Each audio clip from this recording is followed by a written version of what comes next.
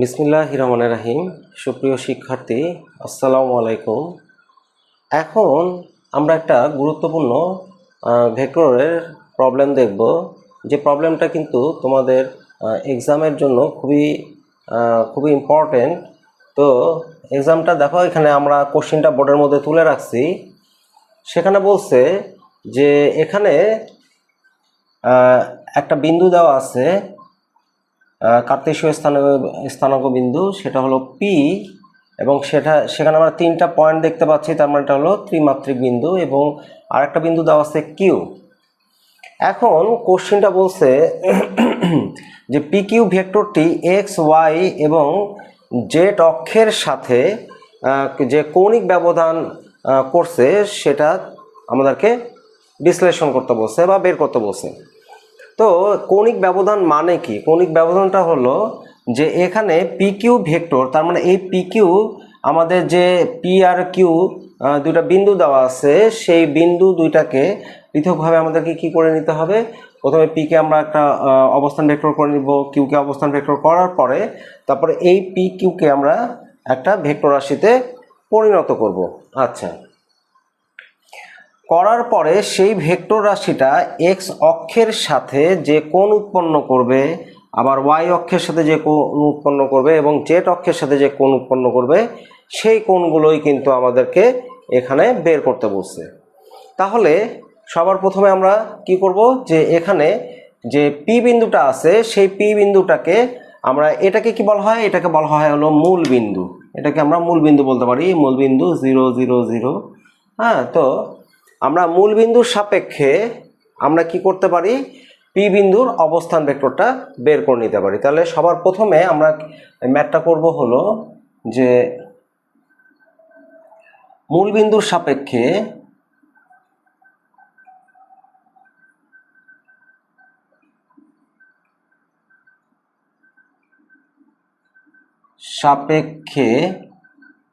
P বিন্দুর, P দিয়ে এটা তোমরা দিতে পারো, এইভাবে বিন্দুটা দিতে পারো 2 2 -1 বিন্দুর, এই বিন্দুর অবস্থান ভেক্টর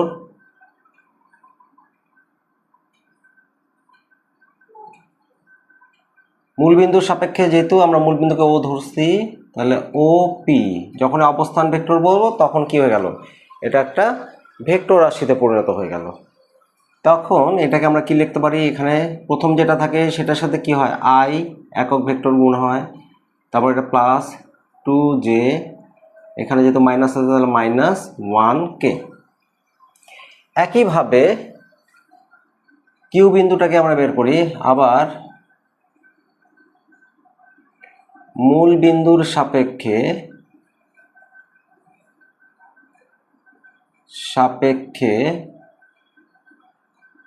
Q3 2 -3 বিন্দুর অবস্থান ভেক্টর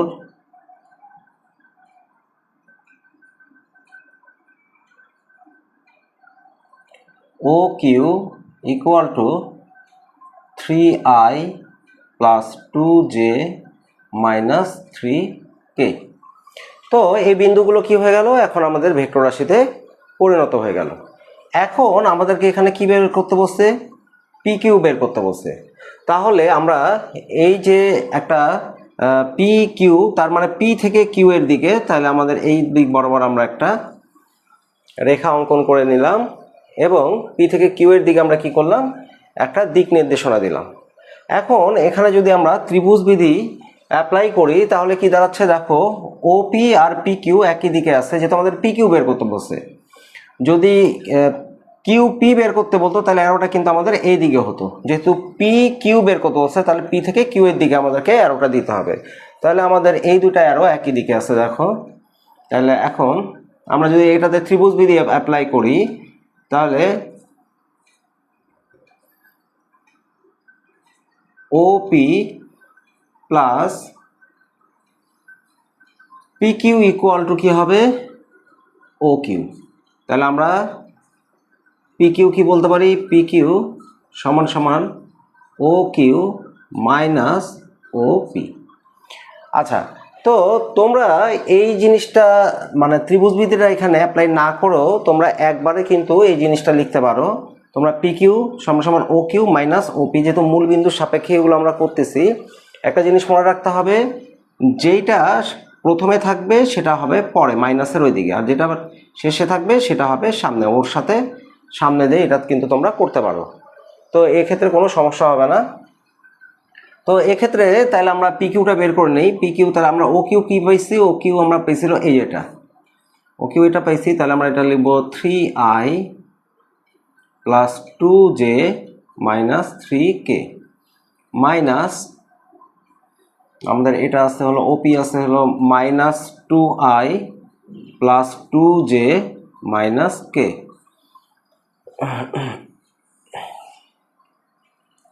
এখন আমরা যদি এটাকে বিয়োগ করে নেই তাহলে আমরা 3i 2j মাইনাস 3k মাইনাসে মাইনাসে প্লাস হয়ে গেল 2i minus 2j plus k। তাহলে এখানে আস্তে আস্তে হলো 5i, এখানে 0 চলে আসতেছে মাইনাস 2, আচ্ছা 0 চলে গেল, তাহলে এখানে বাকি থাকলো মাইনাস 2k। তাহলে এই যে আমরা PQ যে ভেক্টরটা পাইলাম সেই PQ ভেক্টরটা পাইলাম হলো 5i মাইনাস 2k। এখন আমরা একটা জিনিস দেখছিলাম যে যখনই আমাদের একটা ভেক্টরের কোণ নির্ণয় করতে বলে, তখন আমরা কোন সূত্রে চলে যেতাম? আমাদের দুটো ভেক্টর যদি, একটা যদি এ ভেক্টর আর একটা যদি বি ভেক্টর হতো, এবং আমি তোমাদেরকে এর আগের একটা লেকচারে তোমাদেরকে বলছিলাম যে যখনই কোণ নির্ণয় করতে বলবে তখনই সাথে সাথে আমাদের একটাই সূত্র মাথায় আসবে, সেটা হলো ডট প্রোডাক্ট, দুটা ভেক্টরের ডট প্রোডাক্ট, দুটা ভেক্টরের মান এবং এদের মধ্যবর্তী যে কোণ সেটা কসের সাথে অ্যাড হবে। তার মানে কৌণিক, মানে কোণ যখনই বলবে তখন এই সূত্র চলে আসতে হবে। এখন কথা হলো যে এখানে তাহলে এই পি কিউ ভেক্টরটার বলছে এক্স ওয়াই এবং জেড, তার মানে এখানে আমাদের কোণ নির্ণয় করতে গেলে লাগতেছে কয়টা ভেক্টর? একটা আর একটা, দুইটা ভেক্টর, এবং এই দুইটা ভেক্টরের মধ্যবর্তী যে কোণ সেটা লাগতেছে। এখন এখানে তো আমরা একটা ভেক্টর পাচ্ছি এবং এই ভেক্টরের কি লাগবে? মান লাগবে। তো আসো দেখো, সবার প্রথমে আমরা এখানে আগে মানটা বের করে নিই। তাহলে এই পি কিউ ভেক্টরের মান কিভাবে লিখবো? তাহলে অতএব পি কিউ মান নির্ণয় করতে আমরা জানি যে আয়ের যেটা সহগ তার উপরে স্কোয়ার, এখানে যে তো নাই, তাহলে কে এর যেটা সহগ তার উপরে স্কোয়ার। তাহলে আস্তে আস্তে হলো 25 প্লাস 4, তাহলে অতএব আমাদের পি কিউ যেটা সেটা আসলো 29 একক। তার মানে এই পি কিউ ভেক্টর যেটা আসলো সেই পি কিউ ভেক্টরের মান পাইলাম আমরা √29 একক। এখন এটা তো আমরা একটা ভেক্টর পাইলাম, আরেকটা ভেক্টর কোথায় পাবো? কারণ দুইটা ভেক্টর ছাড়া তো আর আমরা কোণ বের করতে পারবো না, তাই না? তাহলে দুটা ভেক্টর লাগবে। তো আরেকটা ভেক্টর এখানে বলছে যে পি কিউ ভেক্টরটি এক্স অক্ষের সাথে। এখন আমরা জানি যে এক্স অক্ষের সাথে একটা ভেক্টর ফিক্সড থাকে, সেটা হলো আই একক ভেক্টর, তাই না? তার মানে এটাকে যদি আমি আই বলি এবং এই আই এর মান কত? আই এর মান হলো 1। আর এখান থেকে এই দূরত্বটাকে, এটাকে যদি আমি জে বলি, আর এখান থেকে এই দূরত্বটাকে যদি আমি কে বলি, কারণ আমরা তো জানি এক্স অক্ষ বরাবর আই, ওয়াই অক্ষ বরাবর জে, আর জেড অক্ষ বরাবর কি থাকে? কে একক ভেক্টর থাকে, তাই না? তার মানে এই একক ভেক্টরগুলো কিন্তু এক্স অক্ষ বরাবর, ওয়াই অক্ষ বরাবর, জেড অক্ষ বরাবর সব সময় থাকে। এখন তাহলে আমরা যে এই পি কিউ যে ভেক্টরটা পাইলাম সেই পি কিউ ভেক্টরটা এখন এক্স অক্ষের সাথে কি কোণ উৎপন্ন করতেছে এটা কিন্তু এখন আমরা খুব সহজে বের করে ফেলতে পারবো, কারণ আমরা এক্স অক্ষ বরাবর একটা ভেক্টর রাশি পেয়েছি। তার মানে দুটা ভেক্টর পাইছি, এই ভেক্টরের মান পাইলাম। আর আই একক ভেক্টরের মান তো আমরা জানি, আই একক ভেক্টরের মান তো যেহেতু এটা একক ভেক্টর তাহলে এর মান তো সবসময় 1ই হয়। তাহলে মানও জানা আছে, শুধু কি করতে হবে, এর মধ্যবর্তী কোণটা বের করতে হবে। তাহলে যেটা বের করতে বললে সেটা কি করি, আমরা ধরে নেই। তাহলে আমরা লিখে নেই যে ধরি এখানে আমরা লিখব যে পিকিউ ভেক্টরটি এক্স অক্ষ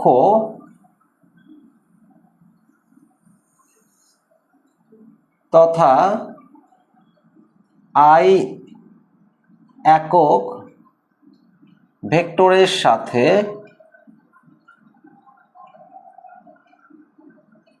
আলফা কোণ উৎপন্ন করে।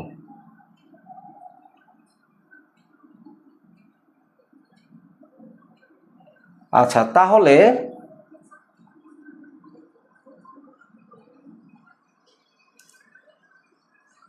তাহলে এখানে আমরা কি লিখতে পারি, তাহলে P Q dot i equal to আমরা কি লিখতে পারি, পি কিউ মান, আই এর মান কত 1 এবং কস আলফা। এখন পি কিউ সমান আমরা কি পাইছি, পি কিউ ভেক্টরটা পাইছি হলো 5i মাইনাস 2k ডট এখানে আই, পি কিউ এর মান হলো 29 আর এটা তো 1 কস আলফা। তাহলে এখানে কি দাঁড়াইলো, আমরা আই আর আই যদি গুণ করি তাহলে এখানে পাচ্ছি কত 5, আর আই আর কে গুণ করলে তো 0 হয়, তাহলে এখানে পাইলাম হলো আমরা 29 কস আলফা। তাহলে বা cos আলফা ইকুয়াল টু 5/√29, তাহলে অতএব alpha equal to cos inverse 5/√29। তাহলে এই যে আমরা কি পাইলাম, এই পিকিউ ভেক্টর যেটা তৈরি হলো সেই পিকিউ ভেক্টরটা এক্স অক্ষের সাথে যে কোণ উৎপন্ন করলো সেটা হলো এটা। অনুরূপভাবে যদি আমরা ওয়াই অক্ষের সাথে করি তাহলে কার সাথে হবে কোণ, জে এর সাথে হবে। তা সহ আমরা দেখি কি হচ্ছে, লিখি যে আবার ধরি পিকিউ ভেক্টরটি ওয়াই অক্ষের সাথে, এগুলো কিন্তু অবশ্যই বড় হাতের ওয়ার্ড দ্বারা লিখতে হবে। আমরা যে অ্যাক্সিসগুলো যেগুলা এখানে নেই সেগুলো কিন্তু সব কিন্তু ক্যাপিটাল ওয়ার্ড দিয়ে, তো এগুলো সবসময় তোমরা ক্যাপিটাল ওয়ার্ডে লেখার চেষ্টা করবা। ওয়াই অক্ষের সাথে তথা যে একক ভেক্টরের সাথে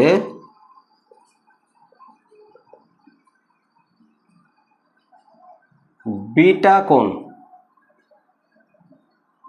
উৎপন্ন করে, তাহলে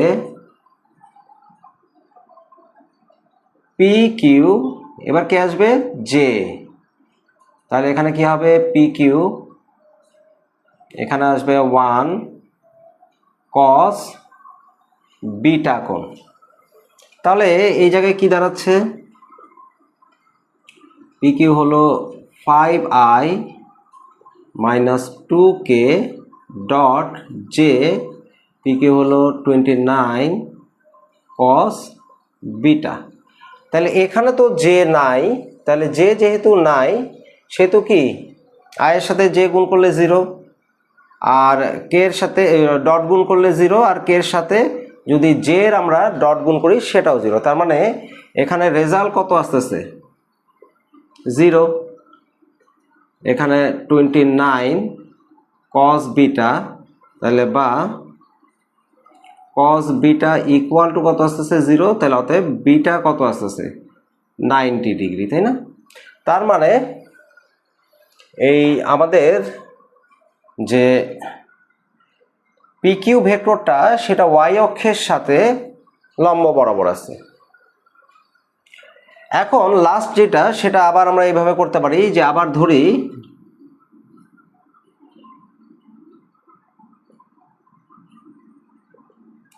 এখানে পি কিউর উপর ভেক্টর চিহ্ন দেইনি, ভেক্টর চিহ্নটা দাও পি কিউ ভেক্টরটি। আর তোমরা কিন্তু পাশে এখানে চাইলে নোটটা লিখে দিতে পারো যে এখানে তোমরা যেটা লিখলা যে যেহেতু আই ডট আই যেটা আমি বলছিলাম equal to J dot J equal to K dot K equal two 1 এবং I dot J equal to J dot K equal two K dot i equal two 0, এটা কিন্তু তোমরা চাইলে এখানে পাশে লিখে দিলে ভালো হয়, এক্ষেত্রেও লিখে দিবা। তারপরে আবার লিখবা যে আবার ধরি পি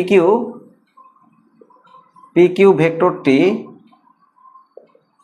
ভেক্টরটি কার সাথে, জেড অক্ষের সাথে, জেড অক্ষের সাথে, জেড অক্ষের সাথে তথা তোমরা একইভাবে লিখো জেড অক্ষ তথা কে একক ভেক্টরের